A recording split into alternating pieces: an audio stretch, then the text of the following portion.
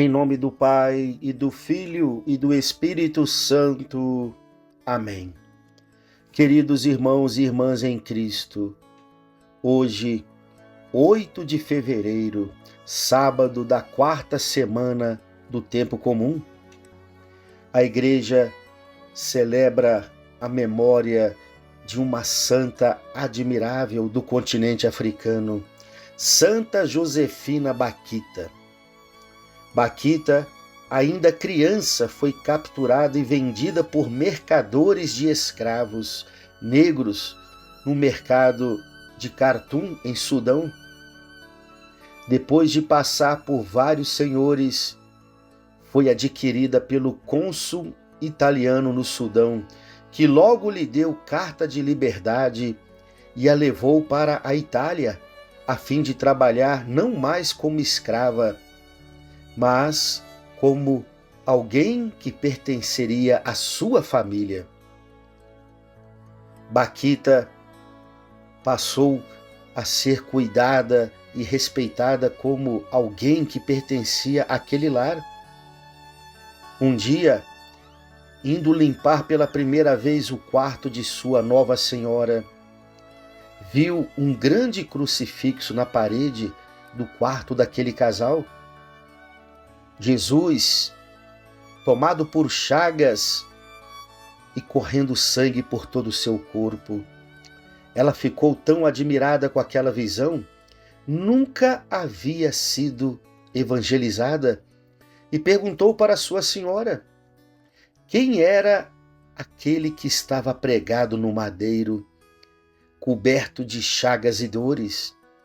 Sua senhora, então, catequizou Josefina Baquita, apresentando a ela o Cristo crucificado e ressuscitado.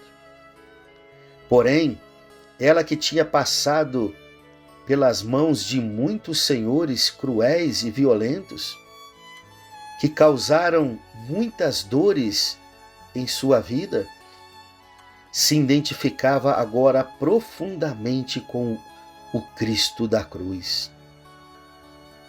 Se apaixonou de tal forma pelo Jesus crucificado que decidiu entrar na congregação das Filhas da Caridade, as Canossianas, onde completou a sua iniciação na fé.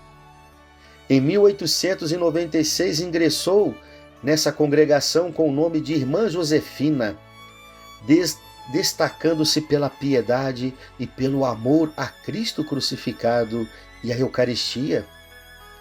Morreu em 1947 e foi canonizada pelo Papa São João Paulo II. O evangelho que nós iremos escutar hoje é tirado do capítulo 6 de São Marcos, versículos de 30 a 34. Naquele tempo, os apóstolos reuniram-se com Jesus e contaram tudo o que haviam feito e ensinado. Ele lhes disse: "Vinde sozinhos para um lugar deserto e descansai um pouco comigo." Havia de fato tanta gente chegando e saindo que não tinham tempo nem para comer.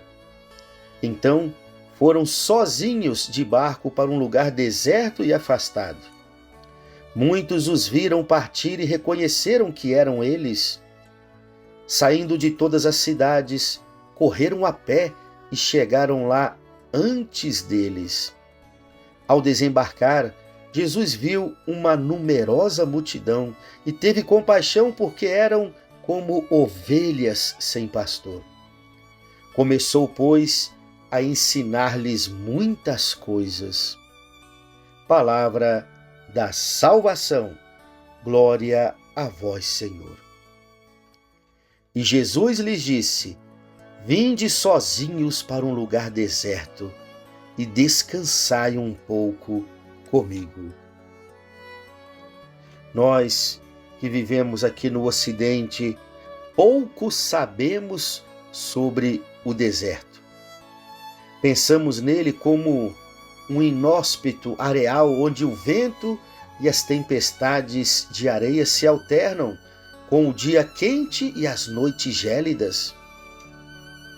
Tememos o deserto. Quando não há ninguém à vista, somos constrangidos a olhar para o nosso interior. Por isso que temos tanto medo e tanto incômodo em relação ao silêncio. O silêncio nos obriga a olharmos para dentro de nós mesmos e nos confrontarmos com a nossa realidade mais pura e crua. Quem somos e como estamos vivendo. Quando Charles de Foucault, São Charles de Foucault, santo da nossa igreja, canonizado pelo Papa Francisco, abandonou as luzes de Paris, onde ele vivia, e mergulhou na solidão de Tamanrasset, no deserto de Marrocos, ele sabia muito bem a quem procurava.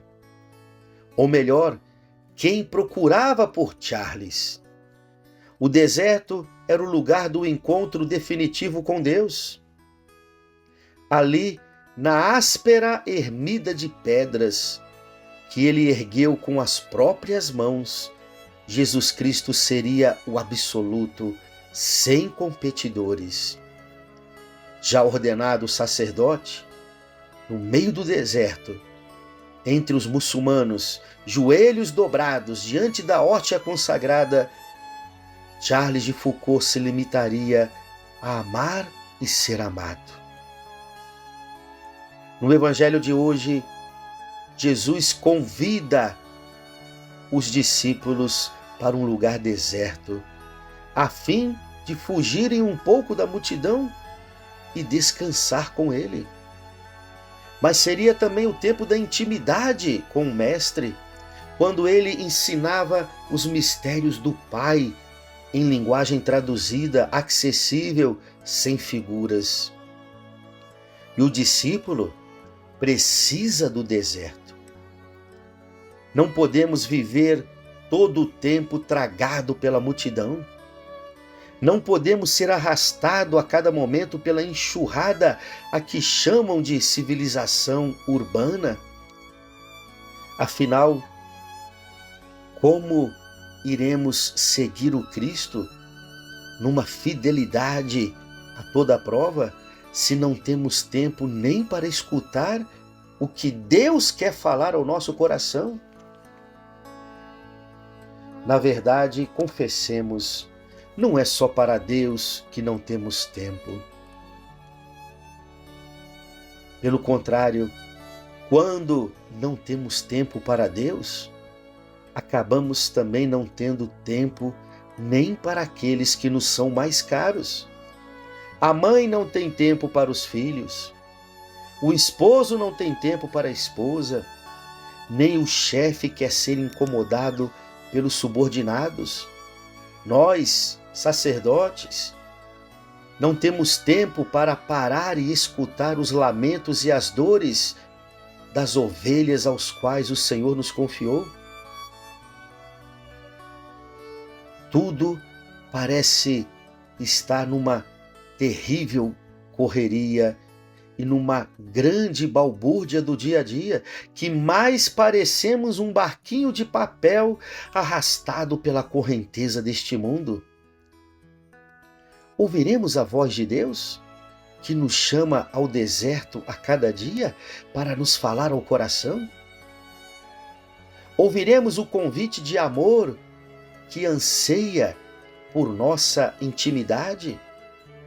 Seríamos capazes de desligar um pouco a televisão, cancelar compromissos, sair das redes sociais, a fim de darmos mais espaço para Deus falar ao nosso interior?